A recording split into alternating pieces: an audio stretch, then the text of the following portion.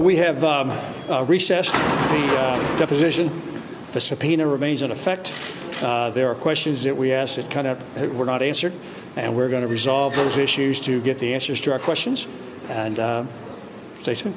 So is he going to come back to the committee? The subpoena stays in effect, and we're going to get the answers from Mr. Bannon that we did not get answered today. The subpoena from the House Intelligence Committee, discussed there by Mike Conaway. That subpoena was one of two subpoenas we learned about today regarding former Trump campaign chief Steve Bannon. The other one, of course, was from special counsel Robert Mueller. Michael Schmidt at the New York Times, first to report today that Mr. Bannon was subpoenaed last week to not just hand over documents, but to personally testify before a grand jury convened by the special counsel. This is the first time Robert Mueller is known to have used a grand jury subpoena to seek to compel testimony from a member of Mr. Trump's inner circle. Joining us now is the man who broke this story, Michael Schmidt, Washington correspondent for the New York Times. Mike, thanks very much for joining us tonight. Congratulations on this big scoop. Oh, thanks for having me. So before now, I'm observing this just as a lay observer. It has seemed to me that we've only had a fairly random cast of characters who have been confirmed as having been asked to testify before the grand jury by Robert Mueller. Do you have any further clarity as to why Mueller is taking this step with Steve Bannon rather than having him in for a voluntary interview like so many other top White House officials?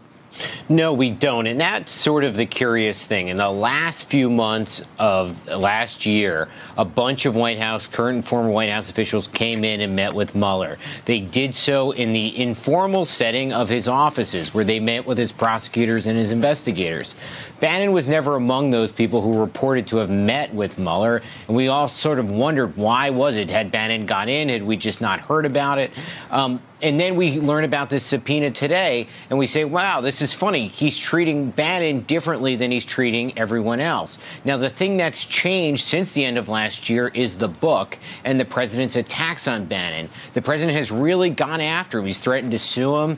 He's criticized him. He's put there's been a big fissure there. So what was Mueller trying to, protect Bannon and basically give him some protection in the face of these criticisms from the president, and basically say, look, you can come in and you're being compelled to testify. You have to tell me everything you know, despite the fact that the president's bearing down on you. And the way you reported that, Mike, I was struck by the language about how you laid it out. You reported today Mr. Mueller issued the subpoena after Mr. Bannon was quoted in a new book criticizing Mr. Trump.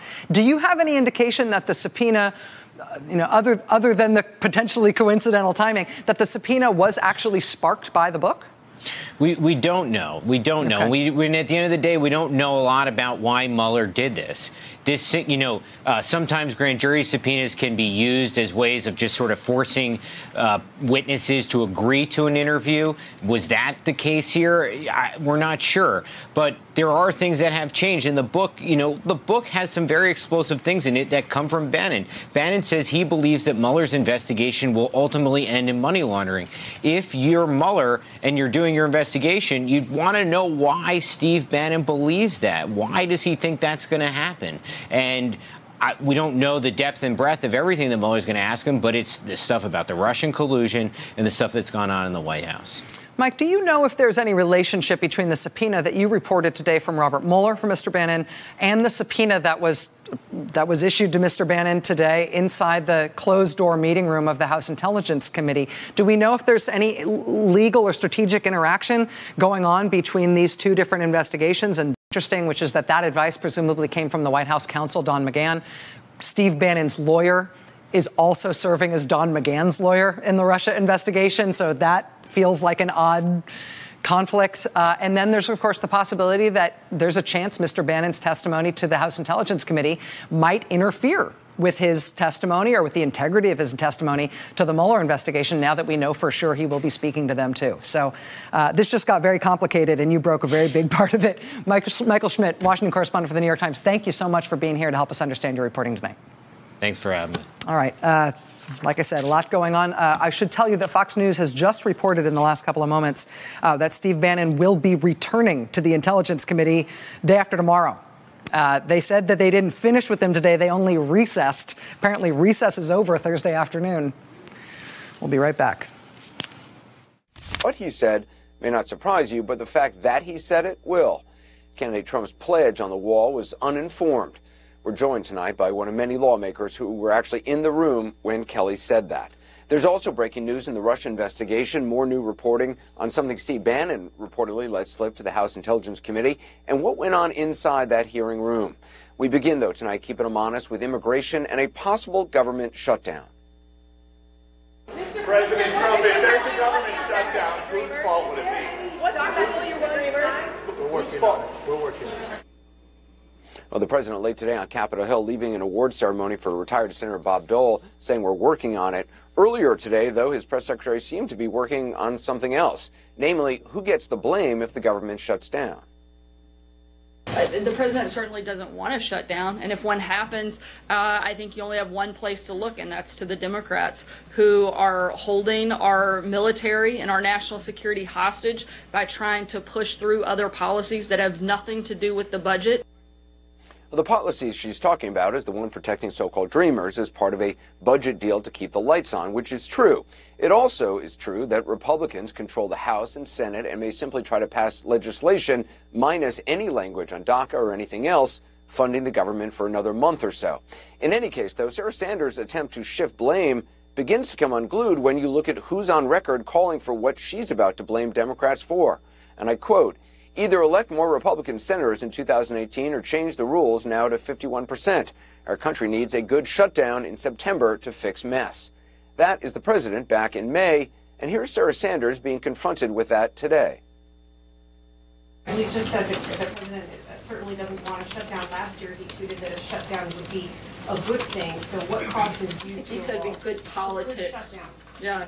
Look, that's never been a preference of this administration. It wasn't then, it isn't now. And again, if that does happen, the blame, the fault will all lie at one place because we would like to see a budget deal happen. Sarah Sanders saying that what the president meant back then was that shutdown would be good politics. That's not what he said, though. Again, in May, quote, "Our country needs a good shutdown. The country needs it." And now, according to Sanders, that's not what he meant at all. That's never been a preference of this administration. It wasn't then, it isn't now. And again, if that does happen, the blame, the fault will all lie at one place because we would like to see a budget deal happen. So those two positions, wanting a shutdown, never wanting one, are obviously at odds with one another.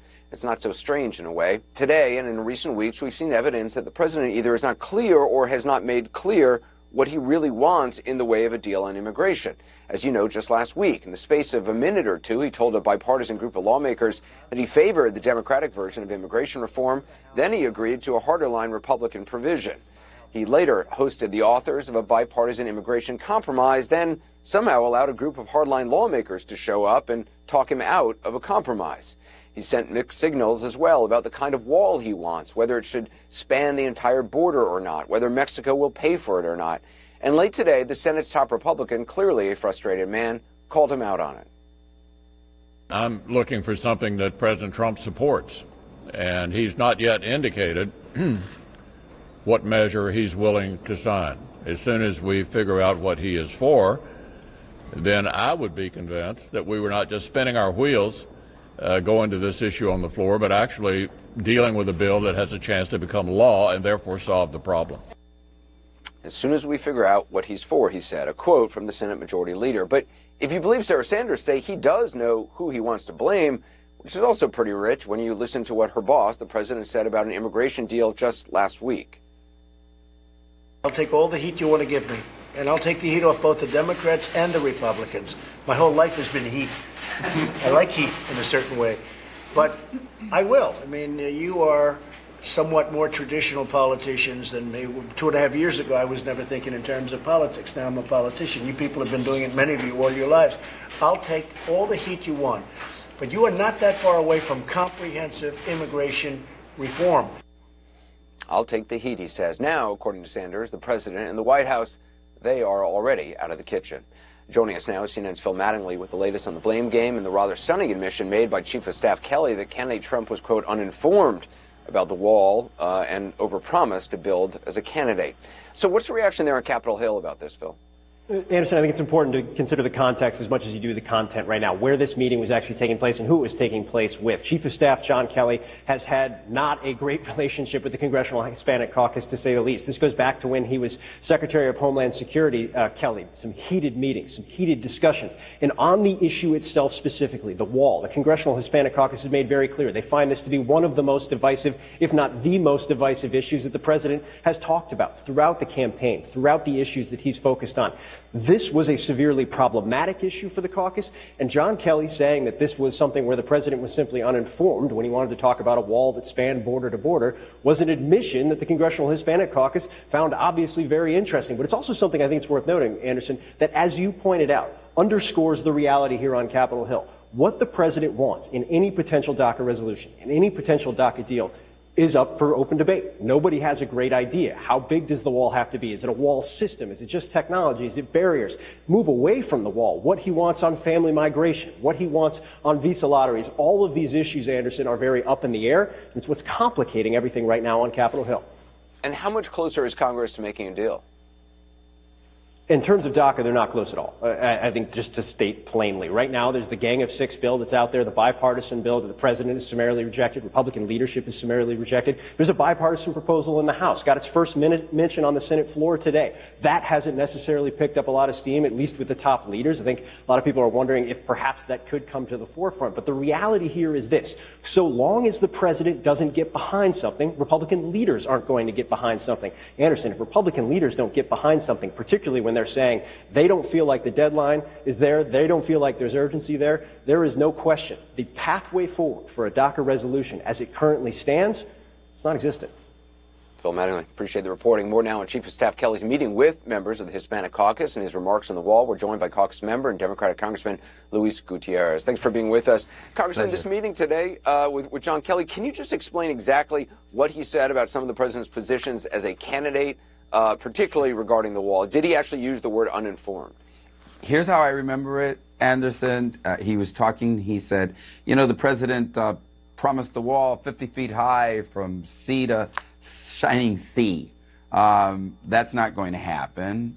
He said, he stopped talking about wall and started calling it barrier. He said, in some places the barrier would be the fact that it's so inhospitable, no one would come through there. That's the wall. Other places it would be a drone. Other places it would be border security agent. Other places it might be a concrete wall. But he said, look, think of it as barrier. And here's what I think the most telling thing is he shared with us that when he said the president made promises during the campaign about the wall, and those promises were not informed promises. And that he, as the chief of staff and former head of DHS, has educated the president and informed the president, and his position now have evolved because he says, look, I've told the president, I've talked to governors and I've talked to congresspeople and I've talked to mayors, and we just cannot build this concrete wall. And so, and that was, just so it's clear, that was in response to a question that we asked, could you please tell us what you mean by a wall? Because intuitively, we thought that was something that was still not exactly clear. It's been reported that Kelly also said he was optimistic about Congress getting a DACA deal done.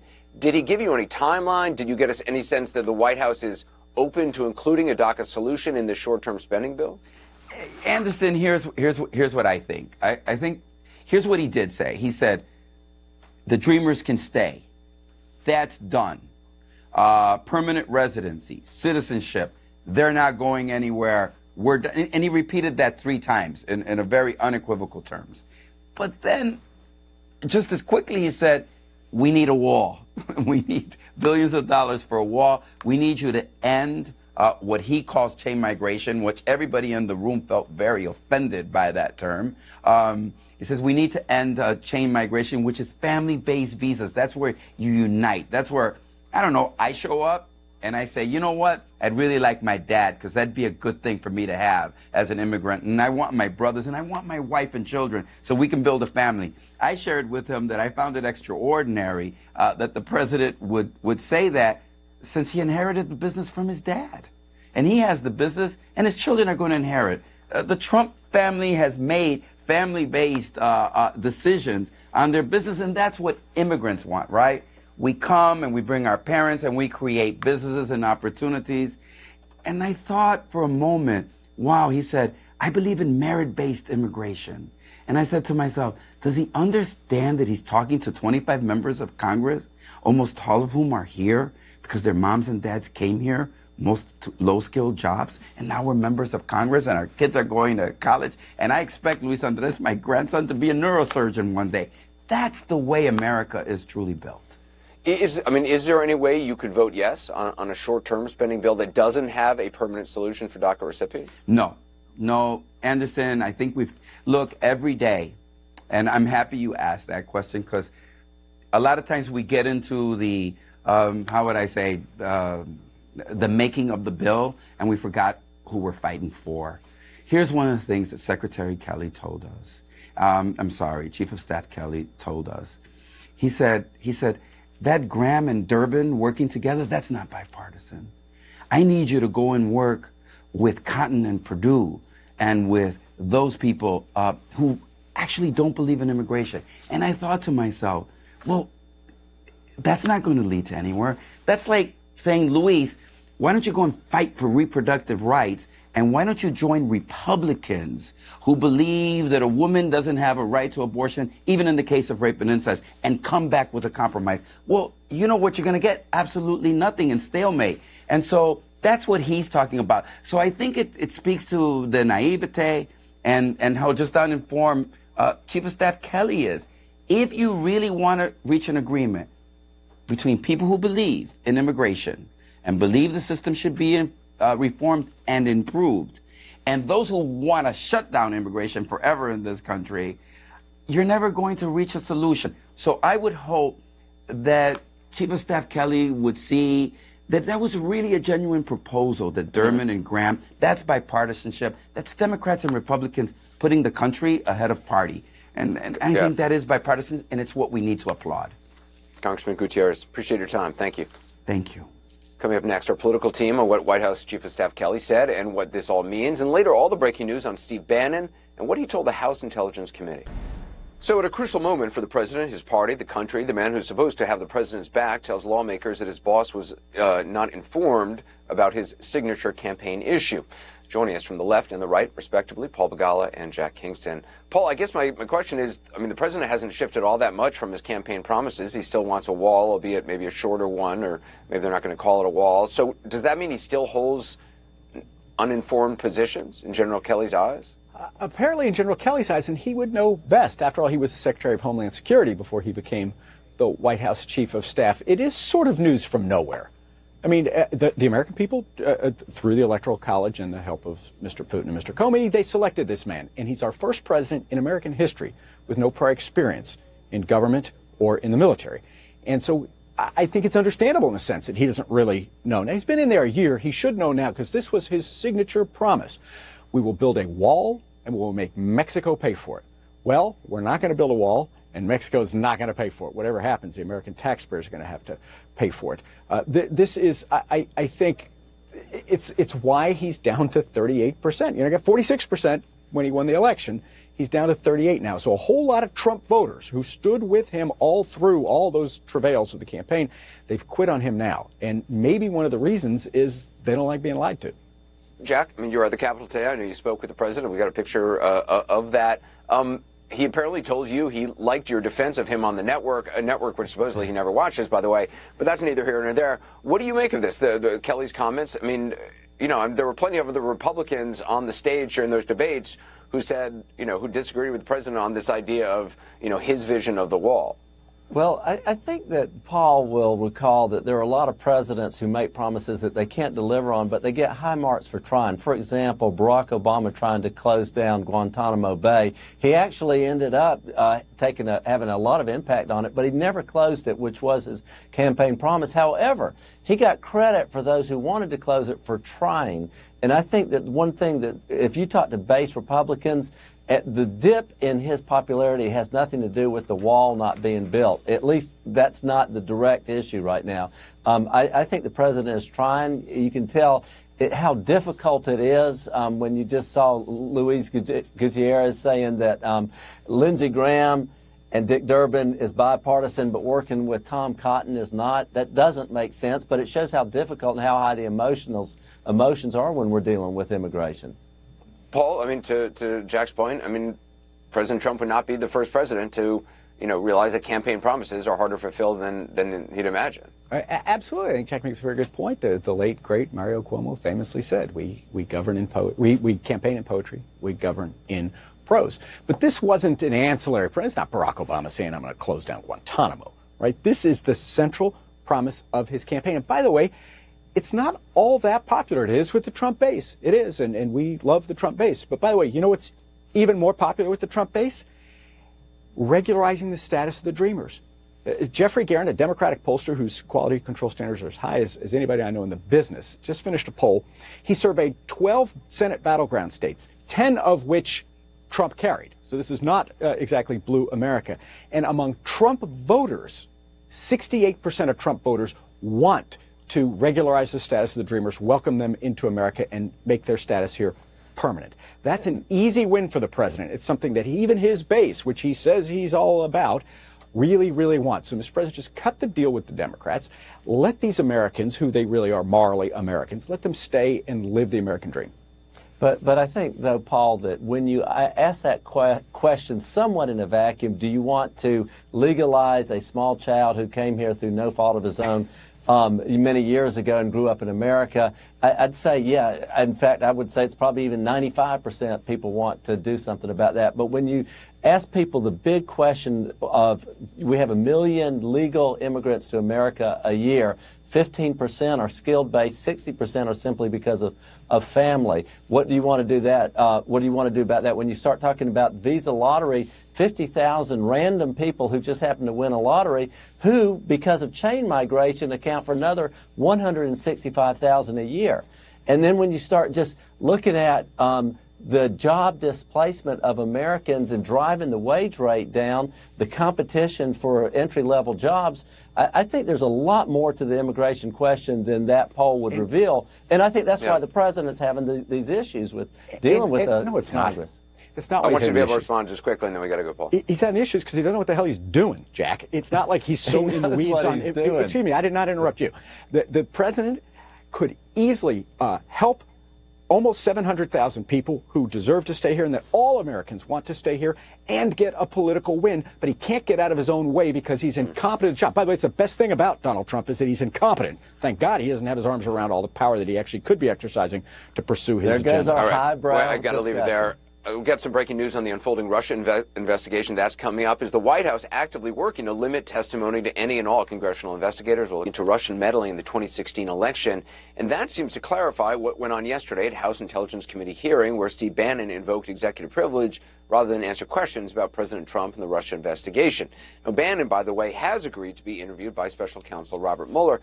And we're going to talk with Intelligence Committee Chairman Congressman Eric Swalwell in just a bit. But first, CNN Chief Political Analyst Gloria Borger joins us with the details on what she has been learning. So what have you found out about exactly what went on during this hearing with Bannon yesterday?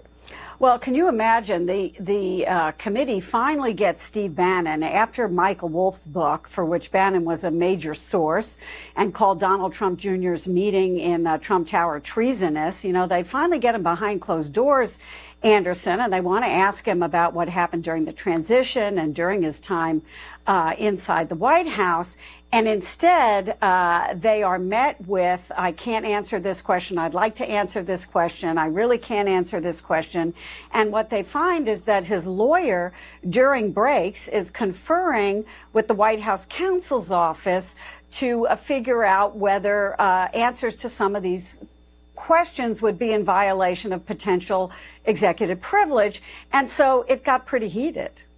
The White House says it's cooperating with all of these investigations. So why are they trying to limit what former staffers can say to Congress? Well, you know, from the White House point of view, they're just following a precedent which says that if anybody's going to decide what's privileged and not privileged, it's the President of the United States, and it's not Congress, and it's not a former staffer. And what they've determined is that all post-election conversations, activities, et cetera, that includes the transition and inside the White House, should be off limits right now. And the Democrats say, look, this is ridiculous. You're trying to muzzle people. You're trying to keep us from getting to the truth. And even Trey Gowdy, a Republican, said, you know, this is no one's definition of privilege. So on both sides in Congress, there's a little bit of consternation about it. Then there's reporting in Axios that Steve Bannon slipped up, actually admitted to the House Intelligence Committee that he had conversations with top White House advisors about that Trump Jr. meeting at Trump Tower. Right. So he did slip up, talk about a meeting. And according to Axios, members were saying, well, if you talked about that meeting, why can't you talk about other meetings? And they were upset about it. Now, obviously, when he talks to the special counsel, he's going to have to talk about these meetings because it's a criminal investigation. Yeah. Gloria, thanks very much. A lot to sort through. The perfect person to ask is Congressman Eric Swalwell, ranking member of the House Intelligence Committee, where Steve Bannon obviously appeared in that marathon session yesterday. I spoke with him just before airtime. Congressman Swalwell, Steve Bannon has agreed to cooperate with Mueller's investigation, but is stonewalling your committee. I'm wondering, did you get any kind of explanation as to why he'll talk freely to Mueller but not to your committee?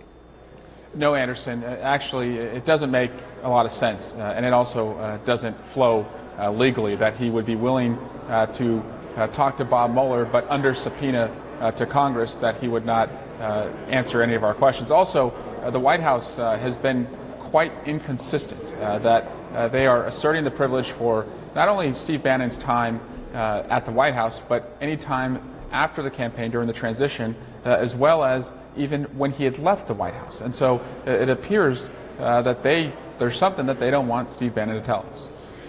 And you have no doubt this is being orchestrated by the White House, that Steve Bannon, his attorneys, are consulting with the White House on all of this.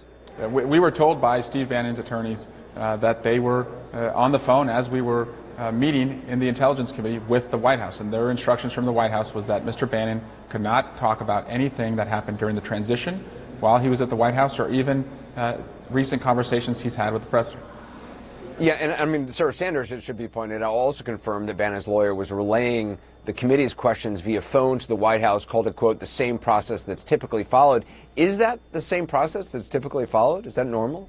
No, I hope he was not doing that, Anderson, because that would be an effort to read in the White House a committee's sensitive investigation. Now, the White House has a right to, put parameters in place for any time that Steve Bannon was at the White House, but they cannot they should not know what we're asking Mr. Bannon with respect to the campaign. Sanders also characterized Bannon citing executive privilege as the White House following a practice that's gone back decades. Has any other administration tried to exert executive privilege, to your knowledge, for things that happened during the transition? No. To my knowledge, that has never happened in history, and it's happening right now with Mr. Bannon. It also is not supported by any case law or any statute. And so, again, we believe this is the White House in its most aggressive way yet, trying to obstruct our investigation. Trey Gowdy says that he's been told Bannon's coming back tomorrow. Can you confirm that? And do you think he should be held in contempt of Congress if he continues to refuse to cooperate? I hope when he does come back and we're hoping that soon, that the White House will clear the way. The president said, after all, that he wants to fully cooperate, and so they should allow him to testify without any parameters on his testimony. But that has to be sorted out sooner rather than later, and that's a decision by the White House. Otherwise, he should be held in contempt, and a judge to decide if he has to testify. Finally, senior White House staffer Rick Dearborn, former Trump campaign manager Corey Lewandowski, they testified in front of your committee today. Did either of them invoke executive privilege the same way that Bannon did? Well, Anderson, I can tell you that an executive branch, a senior-level executive branch member testified today and was asked about questions during the campaign, the transition, and this person's time at the White House, and even told us that he was under no instructions to invoke executive privilege, which shows that the White House is now selectively picking who can tell us what. Now, Corey Lewandowski is, as we speak, we're on a break right now for votes, Corey Lewandowski is continuing to refuse to answer any questions after the campaign. So this is an effort by the White House. Corey Lewandowski told us that he spoke to the president as recently as last night, but won't go into anything that was said after he left the campaign. Congressman Swalwell, appreciate it. Thank you. Yeah, my pleasure. One quick correction. Introducing Gloria Borger, I mistakenly called Congressman Swalwell the committee chairman. He is, in fact, a member Republican Devin Nunes chairs the committee. The ranking Democrat, I should point out, of course, is Adam Schiff. Just ahead, some high-level conflicting opinions on executive privilege, perhaps not surprisingly, both coming from the White House. Our panel weighs in ahead. Danish design is practical, honest. What we try to do, that is maybe somewhat of... Chief of Staff for Legislative Affairs, Mark Short. Mark, thanks so much for joining us. Thanks, Samuel. In the last hour, we spoke with Congressman Ruben Gallego. He's a member of the Congressional Hispanic Caucus, and he confirmed publicly that the White House Chief of Staff, John Kelly, said that what the president used to say during the campaign about a border wall, other immigrations, represented uninformed opinions at that time. The president was uninformed. Your reaction? I was there in the meeting, Wolf. I don't remember the general ever saying the president was uninformed. What did he say? What do you remember? I do think that what General Kelly said is to say that just like the president listened to his generals to help figure out the plan to defeat ISIS, he's listened to people on the field in CBP and come up with a better border plan, which is different, admittedly different than what he said on the campaign. Even President Trump, in the meeting that was televised on Tuesday, talked about the reality that there are places where we cannot put a wall, and that he's listened to CBP and say, here's where physical barriers are most needed to protect our country. The president is listening to the professionals. We should be celebrating that, and Democrats should be looking at it and saying, hey, he's listening to CBP to say where we need to secure our border. We should get behind that as opposed to silly stories about someone saying he was uninformed.